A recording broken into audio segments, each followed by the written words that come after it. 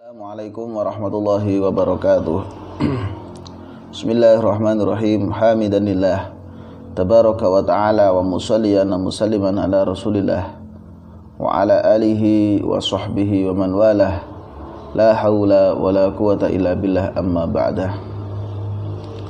Hadirin wal hadirat yang senantiasa dirahmati oleh Allah Subhanahu wa taala. Alhamdulillah, nikmat yang begitu besar masih bisa kita rasakan.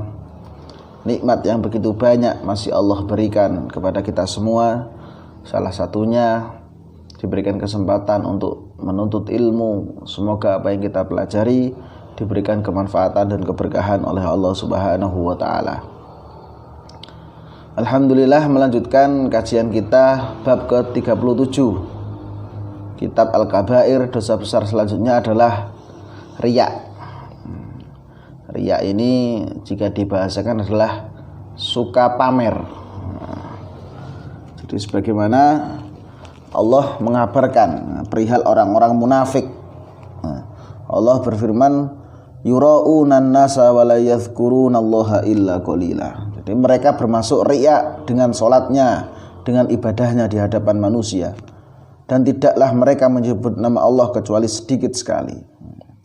Jadi riya ini dia ibadah, dia beramal soleh, tapi seharusnya ibadah dan amal soleh yang harus semata-mata dipersembahkan kepada Allah, namun dia selewengkan niat itu kepada selain Allah. Sama halnya dengan perbuatan syirik, mensekutukan Allah. Makna syirik adalah menyembah selain Allah, percaya kepada selain Allah, menggantungkan sesuatu kepada selain Allah. Riya ini menurut para ulama termasuk syirik khafi, syirik yang samar, syirik yang kecil. Kenapa riya juga termasuk syirik? Sebab yang harusnya ibadah itu semata-mata tertuju kepada Allah, namun dia niatkan untuk sesuatu yang lain, untuk pamer kepada orang lain, untuk memperlihatkan amalnya kepada yang lain. Sehingga juga termasuk riya atau mensekutukan Allah. Nah, ini sangat berbahaya sekali. Sebab apa? Mungkin orang yang belum ibadah, orang yang masih bermaksiat, dia masih mempunyai kesempatan untuk bertaubat.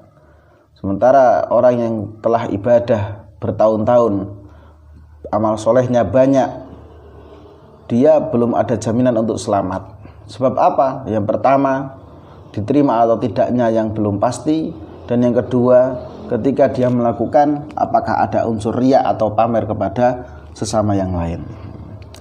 Jadi riya atau pamer ini memang sangat halus sekali setan mempermainkan seseorang yang beramal soleh. Jadi al-yasiru minar riya'i syirkun, kata Nabi. Yang sedikit dari riya itu syirik.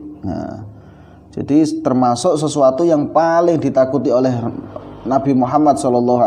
Apakah itu wahai Rasul? Kata para sahabat, beliau menjawab, riya. Pada hari Allah membalas amal hamba-hambanya, dia berfirman, pergilah kepada orang yang dahulu kalian memperlihatkan amal-amal kalian kepada mereka.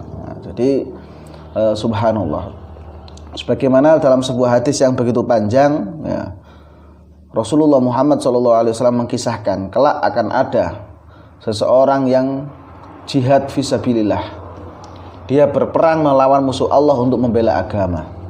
Ketika itu dia setorkan amalnya kepada Allah. Ya Allah, dulu aku ketika di dunia berperang membela agamamu. Kata Allah, kadzabta, bohong kamu. Kamu tidak membelaku, tapi kamu berperang semata-mata supaya disebut oleh orang sebagai orang yang tangguh, orang yang pemberani, bukan karena aku semata-mata. Kemudian datang lagi orang yang kedua membawa amalnya berupa ilmu yang banyak, dan beliau mengajarkan ilmunya setiap hari. Ya Allah, inilah amalku. Aku mempunyai ilmu, aku mengajar setiap hari, berdakwah ke sana kemari. Maka saksikanlah, ganjarlah amalku ini. Kata Allah, kadzabta, kamu bohong.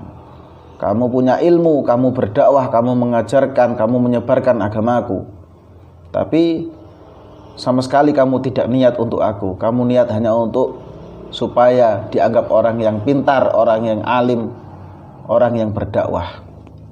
Datang lagi orang yang ketiga, yakni orang kaya. Kemudian dia dulu di dunia selalu mendermakan harta bendanya. Semua orang disantuni, siapa yang minta dikasih. Kemudian dia menghadap kepada Allah, ya Allah, inilah amal sedekahku, amal dermawanku, maka terimalah ini. Kata Allah, kadzabta, kamu bohong, kamu bersedekah, kamu dermawan hanya supaya disebut orang yang loman, orang yang suka bersedekah, orang yang dermawan. Kamu tidak sedekah dengan niat mendapatkan ridhoku, tapi kamu sedekah karena supaya disebut oleh orang di sekitarmu sebagai orang yang baik hati dan dermawan. Nah, jadi luar biasa. Amal yang banyak malah menjadikan kita harus semakin menunduk. Nah, sebab apa? Itu semua akan ada celah setan untuk membisiki manusia dengan amalnya untuk berbuat riya atau pamer.